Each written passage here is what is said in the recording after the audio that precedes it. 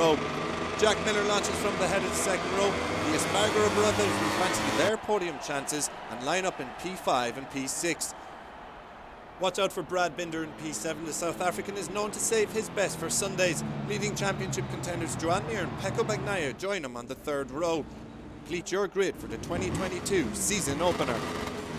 It's lights out and lift off for Motogp in 2022 in Qatar. Not a bad start for the poleman Jorge Martin, although big moment. The two reps, London's got away brilliantly. Marc Marquez gets the whole shot. Pol Espargaro slots into second. The initial launch good for Martin.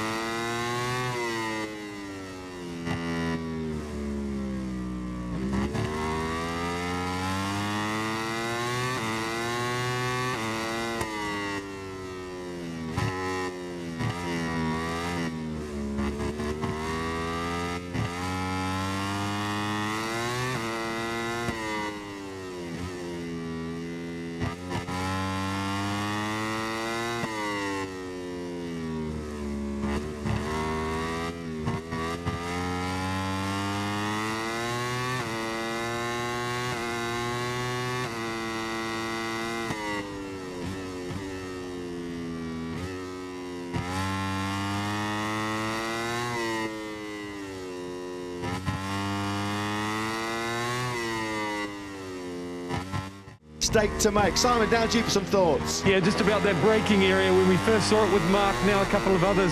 In recent years with the wings, they help the bike stop as well. When that device clicks back up into place and the wings angle of attack works, they rely on it with their braking marker. But if there's someone in front of them in the braking area, the wings don't work and they can't stop.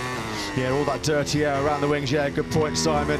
So Pol Espargaro, well, it's been plan A gone to perfection so far for him. He made a brilliant launch off the line from 6th place on the grid, and he's been happy to make the front running here, of course.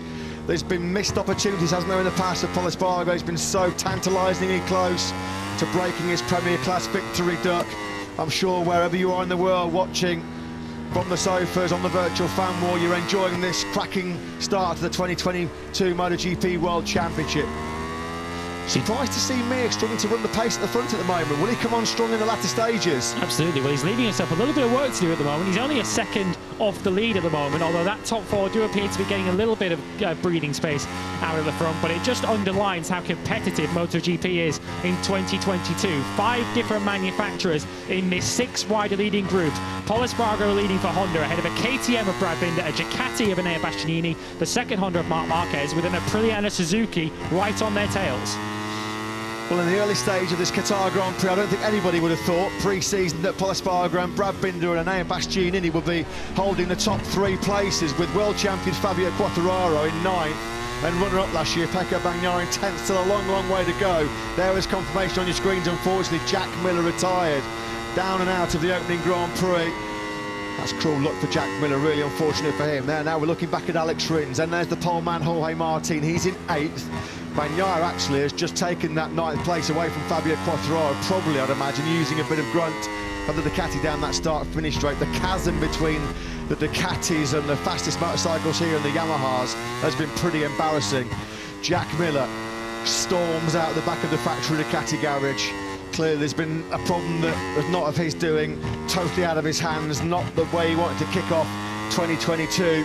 Might need to have a bit of a 10-metre exclusion zone around Jack for a few. And Marc Marquez still holding firm ahead of Joan Mir. Mir doesn't appear to have enough to close in for 5th position. You can see there the team views on the left-hand side of your picture. And now Bastianini now coming through this second sector They don't think Brad Binder's going to be close enough to try and deny him this famous victory. It looks like as well Paul Espargaro's going to hang on for third place. Great job by him on the Repsol Honda. It looks like he's run out of grip on that soft tyre, but it's all about one man and one team.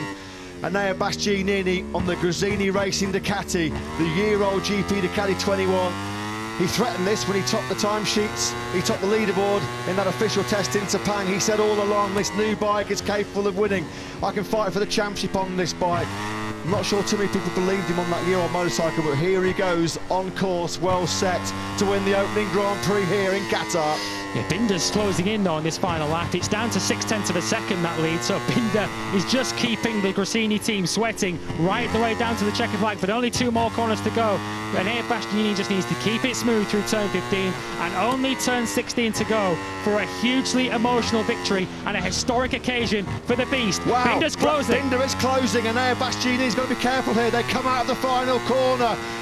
Enea Bastianini surely on course for a famous victory. The Beast reigns supreme.